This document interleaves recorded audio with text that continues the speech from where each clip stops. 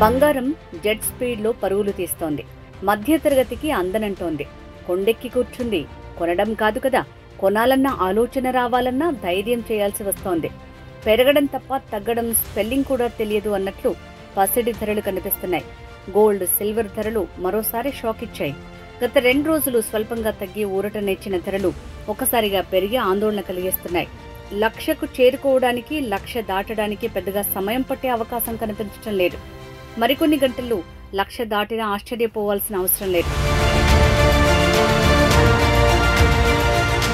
10 గ్రాముల 24 క్యారెట్ల ధర ₹990 పెరిగి 96,170 దగ్గరికి చేరింది. వెండి ధరలు కూడా బంగారాన్ని ఫాలో అవుతున్నాయి. కిలో వెండి 1,00,000 దాటేసింది. కొన్ని నగరాల్లో 1,10,000కు మించి పలుకుతోంది. అక్షయ తృతీయకు ముందు ఈ రేంజ్లో ధరలు పెరగడంతో జనాలు గోల్డ్ వైపు చూడటం కూడా మానేశారు. ఓవైపు పెళ్లిళ్ల సీజన్, మరోవైపు ట్రంప్ టారిఫ్ వార్ అన్నీ కలిసి బంగారాన్ని అందనంత ఎత్తుకు చేరుస్తున్నాయి. వారం రోజుల కిందట గోల్డ్ రేటు కొంచెం తగ్గుముఖం పట్టినా మళ్లీ ఒక్కసారిగా పెరగటం కొనుగోలుదారుల్ని టెన్షన్ పెడుతోంది. పసిడి ధర పెరగడానికి చాలా కారణాలు కనిపిస్తున్నాయి. డాలర్ విలువలో తగ్గుదల కనిపించడంతో పసిడి రేట్లు దూసుకుపోతున్నాయి.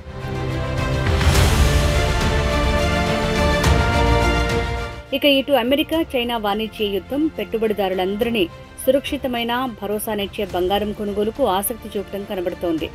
అటు అమెరికా బాండ్ అమ్మకాలు భారీగా పెరగడం కూడా పసిడి రేట్లు పెరగడానికి కారణమవుతోంది.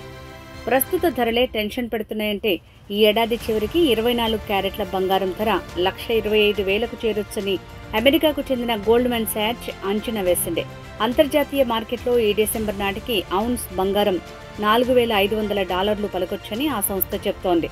అదే జరిగితే దేశీయంగా తులం 1,25,000కు చేరటం ఖాయం.